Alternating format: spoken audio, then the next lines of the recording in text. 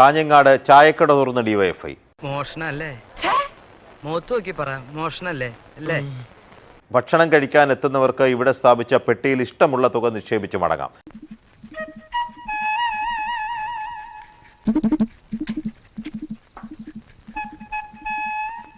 കാഞ്ഞങ്ങാട് നഗരത്തിൽ പ്രത്യേകമായി തയ്യാറാക്കിയ ഒരു ചായക്കടയിലാണ് ഞാനിപ്പോൾ നിൽക്കുന്നത്. നിങ്ങൾക്ക് ഇവിടെ കാണാം കുഞ്ഞുകൃഷ്ണൻ, സിനിമാ നടൻ. പെട്രോളിന് എന്താ വില? ഡെയിലി കൂടുതലേന്ന്. ഇപ്പൊ 75 രൂപയാണ്, ഇന്നും കൂടി 75 പൈസ. സാറിന് ഇടപെട്ടിട്ടൊന്നും ചെയ്യാൻ പറ്റുമോ? പ്രൊഫഷണൽ.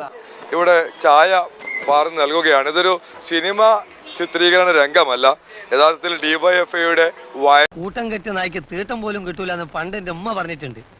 അത് എത്ര ശരിയാ? ഇത് കണ്ടോ, ഇപ്പൊ 10 പൈസക്ക് പോലും ഗതിയില്ലാതായി. കൂട്ടത്തിൽ കൂടണ്ട, താൻ പോക്കോ. തന്നെ ആരെങ്കിലും പിടിച്ചു കെട്ടി വെച്ചിരിക്കുന്നു. വയനാടിനുള്ള ഒരു കൈത്താങ്ങായി ഒരു താൽക്കാലിക ചായക്കട ഇവിടെ തയ്യാറാക്കിയിരിക്കുകയാണ്. അതിന് സപ്പോർട്ട് ചെയ്യാൻ വേണ്ടിയാണ് ഇദ്ദേഹം ഇവിടെ എത്തിയിരിക്കുന്നത്.